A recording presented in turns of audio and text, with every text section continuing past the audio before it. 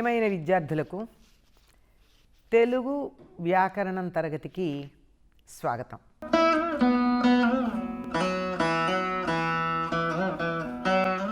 మీరు బాగానే తెలుసుకున్నారు కదా తెలుగు అక్షరాలు, పదాలు, పదాలకు ఉండే వ్యుత్పత్తర్థాలు, నానార్థాలు, పర్యాయ పదాలు, అంటే ఒక మాటకు ఉండే అనేక అర్థాలు, ఒక భావం చెప్పడానికి వాడేటటువంటి అనేక పదాలు, పదాలు ఎట్లా కలుస్తాయి అనేటటువంటి సందులు, పదాలు కలిసి ఒకే భావాన్ని ఇవ్వడానికి ఉపయోగించేటటువంటి పద్ధతి ఉండే అవి సమాసాలు. వీటన్నిటి గురించి తెలుసుకుని వాక్యాలను ఎలా ప్రయోగించవచ్చు, దేనికి సమర్థవంతంగా తక్కువ సమయంలో ఎక్కువ భావాన్ని ఏ విధంగా మనం వ్యక్తీకరించవచ్చు అన్నదాన్ని ఇక్కడ వాక్యము అనేటటువంటి దాంట్లో మనం బాగా తెలుసుకుంటున్నాం. తెలుగు వాక్యం అనేది చాలా గొప్ప ప్రక్రియ అని అనుకున్నాం కదా. చిన్న తక్కువ అక్షరాలతో తక్కువ సమయంలో తక్కువ పదాలతో ఎక్కువ అర్థాన్ని చెప్పగలిగిన సామర్థ్యం కలిగినటువంటిది అని మనం సామాన్య వాక్యం గురించి చెప్పుకున్నాం. కర్త, కర్మ, క్రియ అనేటటువంటివి అతి మామూలుగా గనక ఉన్నట్టయితే అది సామాన్య వాక్యం. కర్త అంటే పని చేసేవాడు, క్రియ అంటే చేసినటువంటి పని, ఈ మధ్యలో ఉండేటటువంటి కర్మ ఏం పని, ఎప్పుడు, ఎట్లా, ఇట్లాంటి అనేకమైనటువంటి అంశాలు అందులో జోడించబడితే అది కర్మ.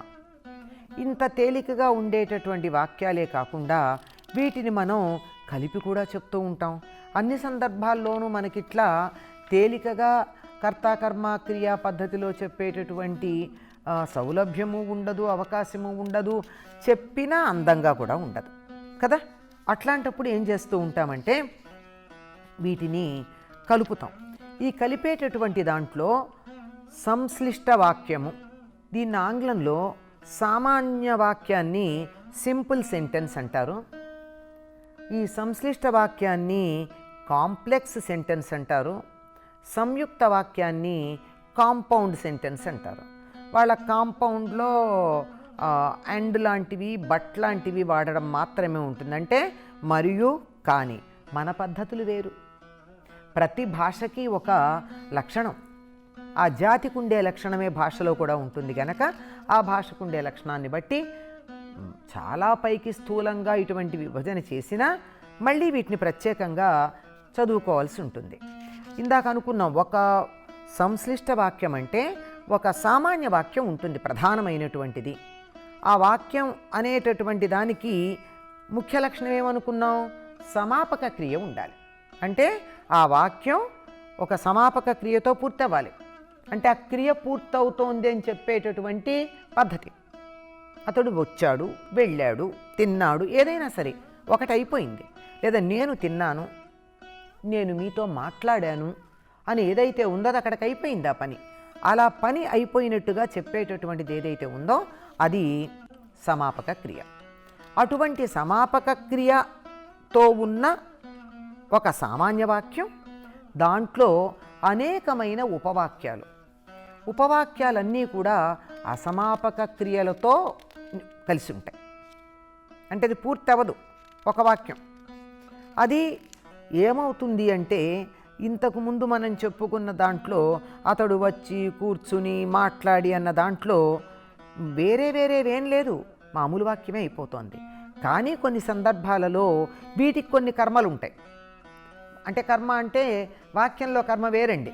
మనకి నానార్థాలు చదువుకున్నాం కదా, ఇక్కడ కర్మ వేరు. మనం మామూలుగా నిత్యకృత్యంలో వాడే కర్మ వేరు, వేదాంతంలో వాడే కర్మ వేరు, నానార్థాలు ఇవన్నీ సందర్భాన్ని బట్టి మారుతూ ఉంటాయి. చూసారా, ఒక్కటి తెలిస్తే ఎన్ని తెలుసుకోవచ్చో. కనుక ఈ ఎన్నో ఉపవాక్యాలని ఈ సంశ్లిష్ట వాక్యం మధ్యలో చొప్పించి చివరికి సామాన్య వాక్యానికి సంబంధించిన క్రియ ఏదైతే ఉందో సమాపక క్రియ, దానితో వాక్యాన్ని పూర్తి చేయడం జరుగుతుంది. మామూలుగా ఇందాక మీ దగ్గర ఉన్న ఉదాహరణ చెప్పుకుంటే మీకు బాగుంటుంది కదా, మీరు పుస్తకం కూడా చూస్తే సీత మాట్లాడుతూ అన్నం తింటుంది. చేయకూడని పని కదా, అందుకని ప్రత్యేకంగా చెప్తారు. అన్నం తినేటప్పుడు మాట్లాడకూడదు, పొరబోతుంది, ఆరోగ్యానికి మంచిది కాదు. కానీ ఆవిడ లక్షణం అది, అందుకని ప్రత్యేకంగా చెప్తున్నాం. ఏమని, మాట్లాడుతూ మాట్లాడుతూ అన్నది ఎలా ఉంది? పూర్తయిందా వాక్యం? అవలేదు కదా. అన్నం తింటుంది అన్నది వాక్యం పూర్తయింది. మాట్లాడుతూ అన్నది అసమాపక క్రియ. దీన్ని మీరు ఎన్నన్నా చేయొచ్చండి. సీత మాట్లాడుతోంది, అన్నం తింటోంది, రెండూ కలిపి చేస్తోంది. మాట్లాడుతోంది, అన్నం తింటోంది, ఇంకా పక్కన చూస్తోంది, దిక్కులు చూస్తోంది, ఇవి ఉన్నాయి అనుకోండి. అప్పుడు ఇదంతా కలిపి ఒక వాక్యంలో ఎలా చెప్తాం అంటే, ఇప్పుడు మాట్లాడుతోంది అంటే ఒక వాక్యం పూర్తయింది, అన్నం తింటోంది అంటే ఒక వాక్యం పూర్తయింది, దిక్కులు చూస్తోంది అంటే ఒక వాక్యం పూర్తయింది, కాలు ఊపుతోంది అంటే ఇంకో వాక్యం పూర్తయింది. ఇన్ని వాక్యాలు పూర్తి చేయడం దేనికి? ఇన్ని వాక్యాలు ఎందుకు? అన్నిటికీ మళ్ళీ సీత అనే కర్త పెట్టుకొని దాని బదులు ఏమంటాం? సీత అన్నం తింటూ, లేదా సీత మాట్లాడుతూ, దిక్కులు చూస్తూ, కాళ్ళు ఊపుతూ అన్నం తింటోంది. ఇది వర్తమాన కాలంలో ఉంది.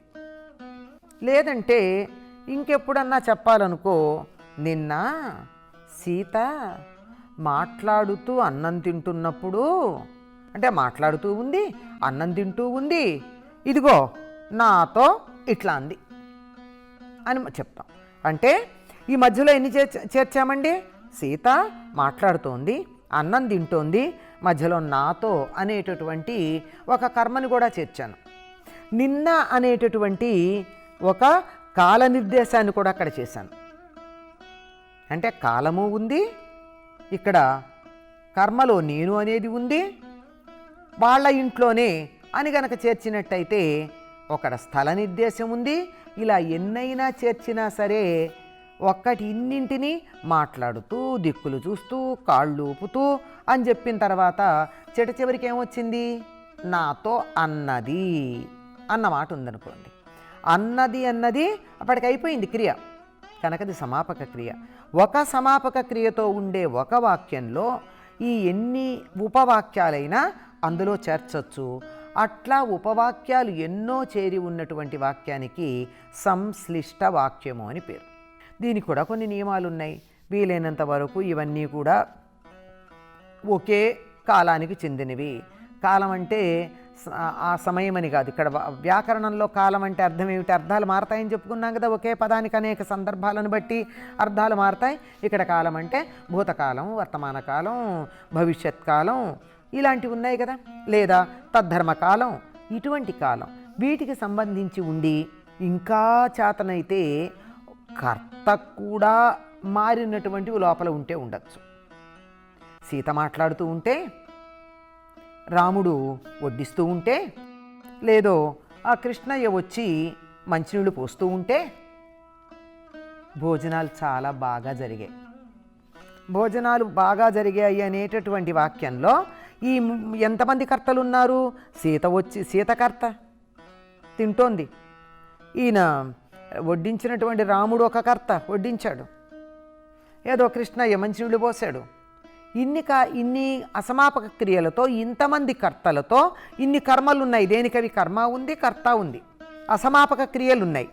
ఒక్క సమాపక క్రియ చివరికి భోజనాలతో విందు పూర్తయింది అనేటటువంటి ఒక వాక్యానికి ఇవన్నీ కూడా అందులో ఉపవాక్యాలైనాయి. ఒక వాక్యం ఇన్ని ఉపవాక్యాలతో కూడి ఉండి సమన్వయం చేసుకోవడం అన్నది తెలిస్తే, సరిగ్గా సమన్వయం చేసుకుంటే అటువంటి దాన్ని సంశ్లిష్ట వాక్యము అంటారు. సాధారణంగా అయితే కవులు లేదా చిన్నపిల్లలు ఇటువంటి సంశ్లిష్ట వాక్యాలు మాట్లాడతారు. ఎందుకంటే వీళ్ళు మాట్లాడడానికి కవిత్వం కాదు, ఒక మాట చెప్తూ ఉంటే వాళ్ళకి ఇంకోటేదో చెప్పేయాలన్న తాపత్రయం ఉండి అది పూర్తి కాకుండా ఇంకోటి మొదలుపెట్టి పూర్తి చేస్తూ ఉంటారు. అయితే అన్వయంలో తేడా ఉంటుంది. పిల్లలు మాట్లాడితే, పెద్దవాళ్ళు మాట్లాడితే అన్వయం చక్కగా ఉండేట్టు ఉంటుంది. ఇంకా సంయుక్త వాక్యాలను ఉన్నాయి. ఈ సంయుక్త వాక్యాలు రెండు సామాన్య వాక్యాలు కలిస్తే సంయుక్త వాక్యాలు. రెండు వేటికవి సామాన్య వాక్యాలు, దేనికది. వాటిని కలిపి పక్కనే కలిపి పెట్టినట్టయితే, ఏదో ద్వంద్వ సమాసం అనుకున్నామే, రెండింటికి సమప్రాధాన్యం ఉందని, అట్లా ఉన్నప్పుడు దాన్ని సంయుక్త వాక్యంగా చెప్తూ ఉంటాం. అంటే ఇది సంశ్లిష్ట వాక్యంలో ఒకటి ప్రధానమైన సామాన్య వాక్యం ఉంటుంది, మిగిలినవి ఉపవాక్యాలు ఉంటాయి. ఈ సంయుక్త వాక్యంలో రెండు సమానంగానే ఉంటాయి. ఈ సంయుక్త వాక్యాలు సాధారణంగా రెండు సామాన్య వాక్యాల యొక్క కలయికగానే మనకు కనపడుతూ ఉంటుంది. ఇందులో మీకు ఇచ్చిన ఉదాహరణ చూడండి, చక్కందుంది. స్వర్ణ పాటలు పాడుతుంది, కవిత్వం రాస్తుంది. స్వర్ణ పాటలు పాడుతుంది, కవిత్వము రాస్తుంది. ఇప్పుడు దీనికి మామూలుగా ఏం చేస్తారు? స్వర్ణ పాటలు పాడుతుంది, స్వర్ణ కవిత్వం రాస్తుంది అని విడిగా చెప్తారు. కానీ మనం ఏం చేస్తున్నాం? ఆ రెండింటినీ కలిపి స్వర్ణ పాటలు పాడుతుంది, కవిత్వం రాస్తుంది అని కలిపేస్తాం. పాటలు పాడుతుంది తర్వాత కామా పెట్టి కవిత్వం రాస్తుంది అంటే సరిపోయింది. ఈ కామాలు కూడా పెట్టుకోకుండా రాసే వీలుంది తెలుగులో, చెప్పచ్చు. మనం మాటల్లో చెప్తాం, స్వర్ణ పాటలు పాడుతుంది, కవిత్వము రాస్తుంది. ఈ కామా పెట్టాం, మరియు పెట్టాం, కానీ ఆ దీర్ఘం పెట్టామే, పాటలు పాడుతుంది, కవిత్వము రాస్తుంది. ఎప్పుడైతే పాటలు అని దీర్ఘం తీసామో ఇంకోటి ఏదో దీని పక్కన ఉంది అని, అప్పుడు దాన్ని సంయుక్త వాక్యము అంటాం. కర్త ఒకళ్ళే, క్రియ కర్మ రెండు మారాయి. వీటిని పక్క పక్కన పెట్టి రెండు భిన్నమైనటువంటి వాక్యాలని కలపడం ఉన్నది. అటువంటి దాన్ని సంయుక్త వాక్యము అంటారు. దీనిని మరొక పద్ధతికి కూడా వినియోగించుకోవచ్చు ఈ సంయుక్త వాక్యాలని. ఎట్లా అంటే మీ ఉదాహరణే చెప్తాను, మీకు బాగా తెలుస్తుందని. లక్ష్మి తెలివైనది, అందమైనది అంటే లక్ష్మి తెలివైంది, అందంగా ఉన్నది అనేటటువంటిది ఈ రెండు వాక్యాలు కలిసి ఒకే వాక్యమైంది. లక్ష్మి తెలివైంది, లక్ష్మి అందమైంది. ఈ రెండు కలిపితే లక్ష్మి తెలివైంది, అందమైంది. మళ్ళీ ప్రత్యేకంగా వేరే వాక్యాన్ని తీసుకురావాల్సినటువంటి పని లేదు. ఇంకా మరొక రకంగా చెప్పచ్చు ఇదే వాక్యాన్ని. లక్ష్మికి తెలివి ఉంది, లక్ష్మికి అందం ఉంది అనే రెండు వాక్యాలు ఉన్నాయి. రెండు కలిపితే లక్ష్మికి తెలివి అందము ఉన్నాయి. ఇక్కడ ఉంది అన్నది కూడా మానచ్చు మనం.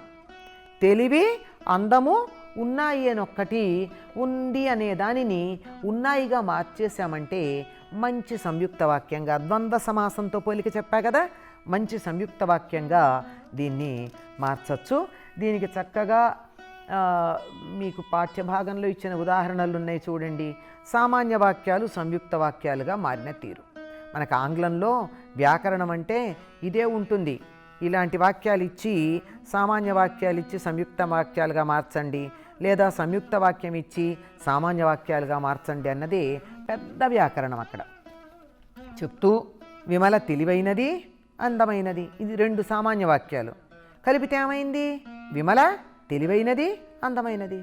ఈ విమల అనేటటువంటి పదాన్ని రెండు సార్లు వాడకుండా, ఇలాంటివి ఉన్నాయనుకోండి, మనం చదువుతున్నాం ఉదాహరణకి, లేదా మనం మాట్లాడుతున్నప్పుడు ఈ పదాన్ని రెండు సార్లు వాడితే కొంచెం ఇబ్బందిగా అనిపిస్తుంది.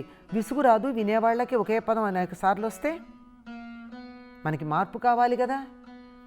ఎన్ని రకాలుగా మార్చి చెప్తే ఒకే విషయాన్ని కాస్త మార్చి చెప్తేనే అందంగా ఉంటుంది. ఎన్ని రకాలుగా మార్చి చెప్తే అంత రుచికరంగా హితవుగా అనిపిస్తుంది.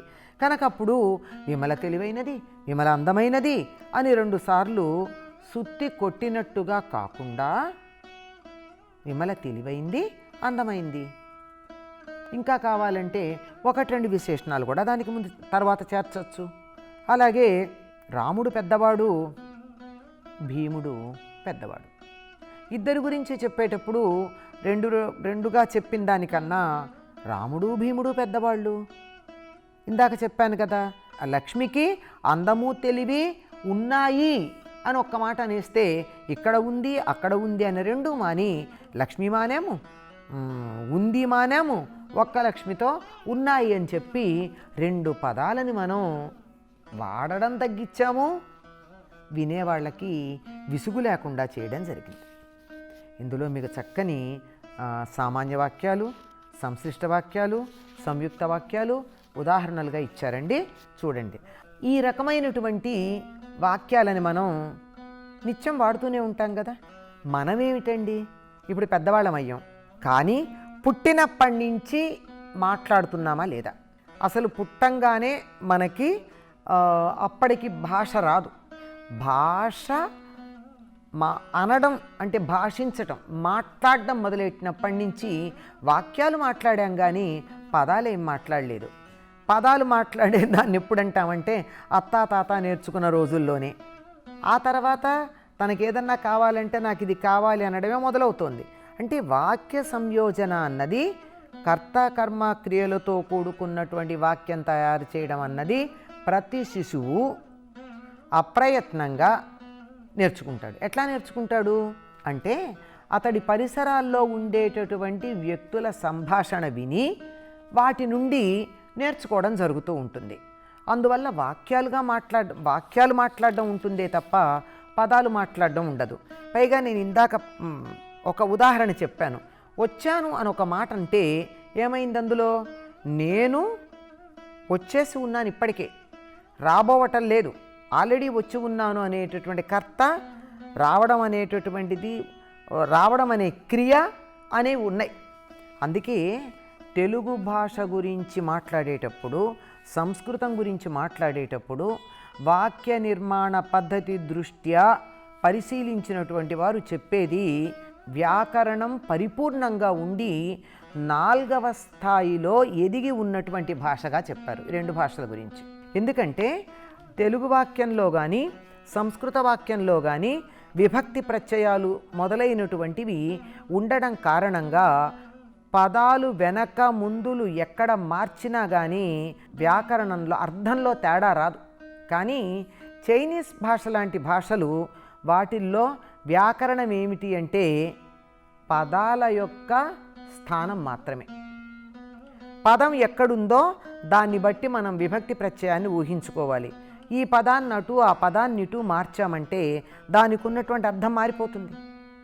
ఉదాహరణకి రాముడు రావణుని సంహరించను.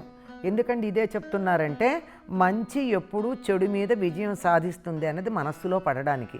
ఈ రాముడు రావణుడు బదులు మీరు ఏదైనా ఆధునిక కాలంలో ఉన్నటువంటి మంచి చెడులను కూడా మీరు ఉదాహరణగా చెప్పుకోవచ్చు.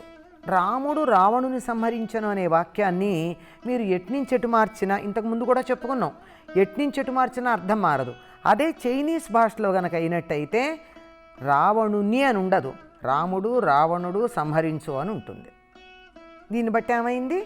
రాముడు రావణుడు సంహరించు అంటే రాముడు రావణుడిని సంహరించాడు. పొరపాటున ఈ వాక్యంలో ఉన్న పదాన్ని ముందుకు మారిస్తే అర్థం మారిపోతుంది. ఇది చాలా ప్రాథమిక దశలో ఉన్నటువంటి వ్యాకరణంగా చైనీస్ భాష గురించి చెప్తారు. అట్లా ఎదుగుతూ వచ్చి ఒక్కొక్కటి ఒక్కొక్క స్థాయిలో ఉన్నాయి. ఇది ప్రధానం గనక అది చెప్పాను. 4వ స్థాయిలో సంస్కృతము, దాంతో సమాన స్థాయిలో తెలుగు ఉన్నాయి గనక ఈ భాషల్లో ఒక్క పదమే ఒక వాక్యం అవుతుంది. ఒక పదం ఒక వాక్యంతో సమానం. అందుకని వ్యాకరణం అంత బాగా దాంట్లో కలిసిపోయి దాంట్లో అంతర్భాగమైపోయి ఉంది. అలా ఉండేటటువంటివి మనం పిల్లలుగా ఉన్నప్పుడు మాట్లాడాం. కానీ గ్రంథాల్లో లేదా పెద్దవాళ్ళ దగ్గర మాట్లాడేటప్పుడు, ఇతరుల దగ్గర మనకి ఏదైనా వ్యవహారం నడపాల్సినటువంటి సందర్భంలోనూ అట్లా మాట్లాడడం. వచ్చాను అనం కదా, అక్కడ నేను వచ్చానండి అని చెప్తాం. ఈ అండీలో సంబోధన ఉంది, నేను అని నా గురించి నేను చెప్పుకోవడం ఉంది, రావడం అనేటటువంటి క్రియ ఉంది. ఈ రకంగా ఉండడానికి ఒక వాక్యం అనేక సందర్భాలలో వాక్య నిర్మాణం అనేది మనకి తెలిస్తే ఏ పరిస్థితుల్లోనైనా మన భావాలని స్పష్టంగా తెలియచెప్పడానికి ఉపయోగపడడానికి దీన్ని గురించి కొద్దిగా అధ్యయనం చేయాల్సిన అవసరం. చిన్నప్పుడు చిన్నపిల్లలు వచ్చాను అంటే సరిపోయింది. కానీ పెద్దల దగ్గర ఎప్పుడు నేను వచ్చానండి, ఇప్పుడే వచ్చానండి, ఇక్కడికే వచ్చానండి అంటే నేను ఇప్పుడు ఇక్కడికి వచ్చానండి అనేటటువంటి మాట చెప్పడం వల్ల మనం అనుకున్నటువంటి ప్రయోజనం సిద్ధిస్తుంది. వీటిల్లో నేను వచ్చాను అన్న వాక్యం ఉందే, దాన్ని సరిగ్గా చెప్పుకుంటే నేను ఇక్కడికి వచ్చాను. మీకు ఇందులో ఇచ్చిన ఉదాహరణలు చూడండి ఎంత హాయిగా ఉంటాయో. ఇటువంటి వాక్యం పలికితేనే కదా మనం అనుకున్నటువంటి భావన ఎటువంటి అస్పష్టత లేకుండా అవతల వాళ్ళకి బాగా తెలుస్తుంది. నేను కళాశాలకు వెళ్ళి తిని, పోనీ ఇది గ్రాంధికం అనుకుంటే నేను కళాశాలకు వెళ్ళాను, సరిపోయింది కదా. నేను అనే కర్త, వెళ్ళాను అనేటటువంటి క్రియ, కళాశాల అనేటటువంటి కర్మ ఉన్నది అందులో. అలాగే నేను భోజనం చేశాను, చేసి తినేను ఉంది, మనం చేశాను అంటాం వ్యవహారంలో. వేణు పాఠశాలకు వెళ్ళాడు, ఇందులో ఇచ్చినటువంటి ఉదాహరణ, అందులో తేడా లేదు. వేణు పాఠశాలకు వెళ్ళాడు, కర్త కర్మ క్రియ ఇదే వరుసలో ఉంది. హేమ తరగతి గదికి వెళ్ళింది, ఇది కూడా కర్త కర్మ క్రియ వరుసలోనే ఉంది. ఒకవేళ మార్చామనుకోండి, అయినా అర్థంలో తేడా రాదు కదా. శ్రీదేవి అల్పాహారం తీసుకుంది, కర్త కర్మ క్రియ, దీన్ని మార్చండి. అల్పాహారం తీసుకుంది శ్రీదేవి, అల్పాహారం శ్రీదేవి తీసుకుంది అని చెప్పినా కానీ అర్థంలో తేడా రాదు. కాకపోతే భావంలో చిన్న తేడా ఉంటుంది. శ్రీదేవి అల్పాహారం తీసుకుంది అన్నది సామాన్యంగా చెప్పేటటువంటి మాట అయితే, అల్పాహారం తీసుకుంది శ్రీదేవి అంటే తీసుకోకూడని సందర్భంలో కూడా తీసుకుందా అన్న భావన వచ్చే అవకాశం ఉంటుంది. అందువల్ల ఎటువంటి భావ భేదం లేకుండా, భావ ఛాయలో భేదం లేకుండా అర్థాన్ని నేను చెప్పదలుచుకుంది అవతల వాళ్ళకి తెలియాలంటే ఇటువంటి సామాన్య వాక్యాలు మాత్రమే మనకి చాలా చక్కగా ఉపయోగపడతాయి. మళ్ళీ సంశ్లిష్ట వాక్యాలు మీకు ఉదాహరణ చెప్తున్నారు. రాము అన్నం తిని నిద్రపోయాడు. అన్నం తిని అన్న దాంట్లో తిని అనేది అసమాపక క్రియ. తిని అన్నాక ఇంకేదో చేశాడు కదా, అక్కడికి పూర్తి అవ్వలేదుగా చేస్తున్న పని పూర్తయినప్పుడు కదా సమాపక క్రియ. అన్నం తిని నిద్రపోయాడు, నిద్రపోవడం అనేది పూర్తయింది, క్రియ పూర్తయింది కనుక సమాపక క్రియ.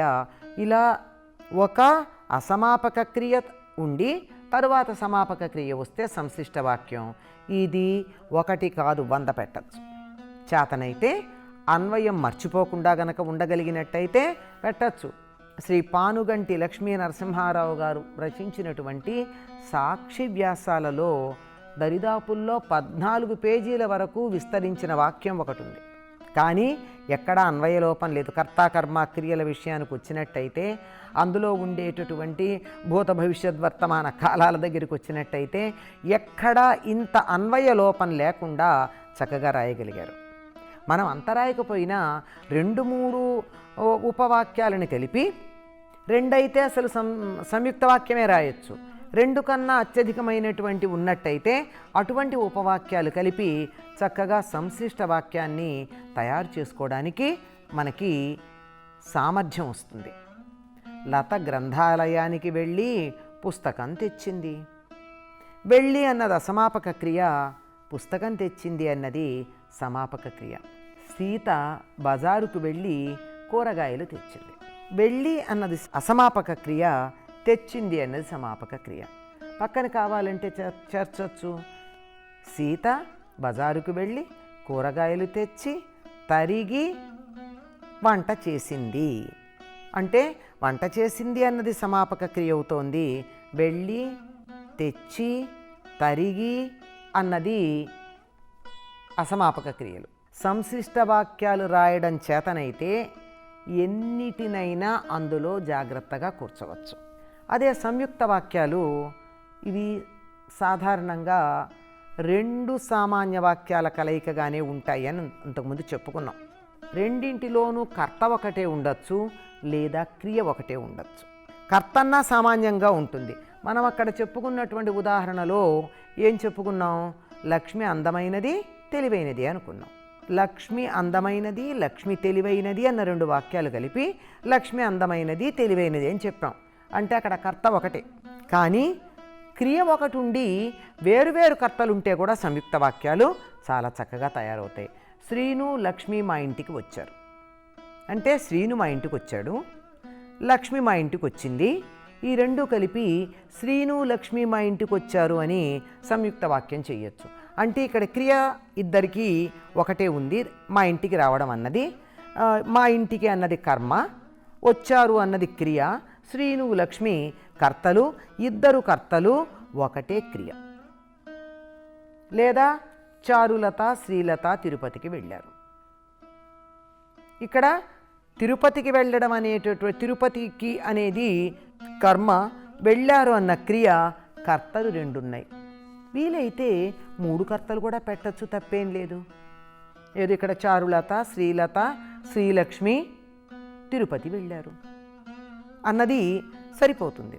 కనుక సంయుక్త వాక్యాలలో కర్త కానీ క్రియ కానీ ఒకటే ఉంటే మిగిలినటువంటివి కలపడం అన్నది ఇది చాలా సులువుగా కలుపుకోవడానికి వీలైనటువంటి పద్ధతి. ఇలా ఒకే క్రియ లేదా ఒకే కర్త, క్రియ తప్పనిసరిగా ఒకటే ఉండాలి. కర్త ఒకటో రెండో కర్మలు తేడా ఉన్నట్టయితే సంయుక్త వాక్యాలు తయారవడం ఉంటుంది. ఇలా చేయడం వల్ల చాలా చక్కగా క్లుప్తంగా దగ్గరగా విస్తరించినట్టు కాకుండా విసుగు రాకుండా, అంటే అనేవాళ్ళకి వినేవాళ్ళకి కూడా చక్కగా మనం మాట్లాడవచ్చు, రాయొచ్చు, అటువంటి రచనలు చదివి ఆనందించవచ్చు. మీకు తెలుగు వాక్యంలో ఉండే విశేషాలు అర్థమయ్యాయి అనుకుంటాను. తెలుగు వాళ్ళమైనందుకు గర్వపడాలి కదా. శుభం.